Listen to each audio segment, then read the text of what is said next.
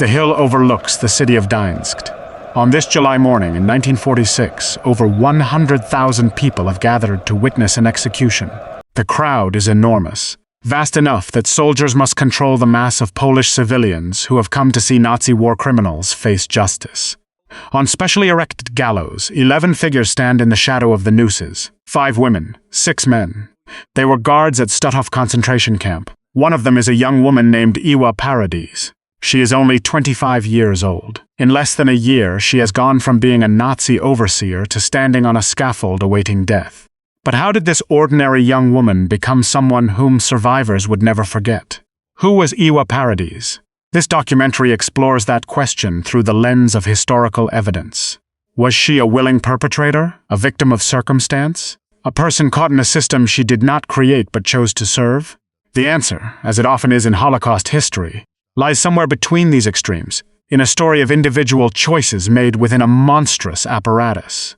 Paradies was born on December 17, 1920, in Lauenburg, a city in Pomerania in what was then part of the German state of Danzig. She grew up during the Weimar Republic, a period of economic chaos and political instability. Her family was Protestant, and by most accounts, her childhood was relatively ordinary. She attended school until 1935, when she left to pursue various jobs. She worked as a maid in different cities: Wuppertal, Erfurt, Lauenburg. There is little in the historical record that suggests a dramatic or traumatic early life.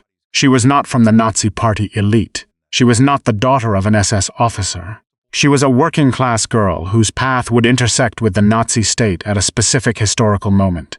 In August 1944, Paradies arrived at Stutthof concentration camp. She did not volunteer. She was conscripted, recruited by Nazi authorities who were desperately searching for guards to fill the camps. The camp system was collapsing from within.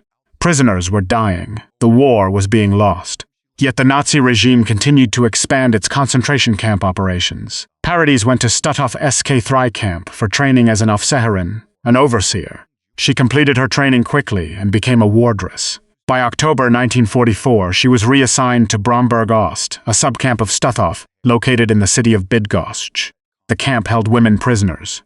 In January 1945, as Soviet forces advanced, Paradies was transferred back to the main Stutthof camp. She held authority now. She wore a uniform. She carried out orders. Stutthof concentration camp was located in occupied Poland.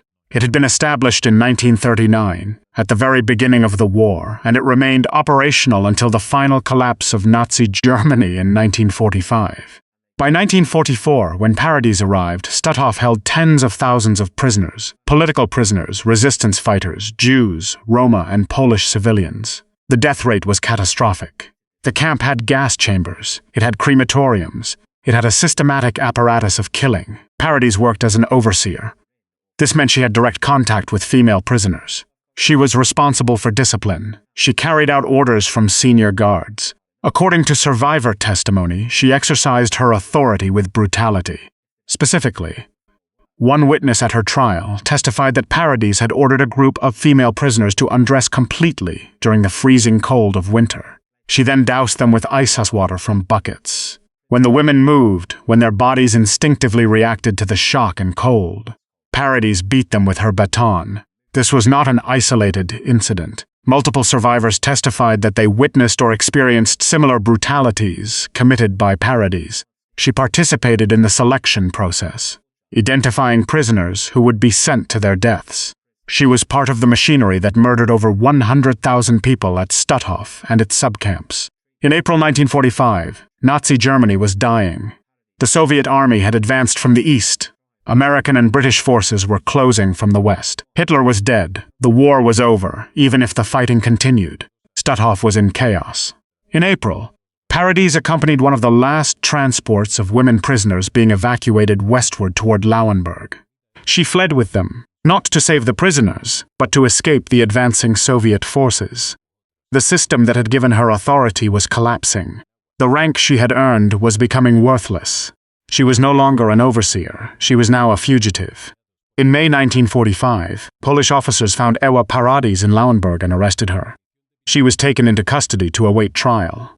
The first Stutthof trial began in April 1946 in Gdańsk, Poland, before a joint Soviet and Polish special criminal court. 13 defendants faced charges of crimes against humanity.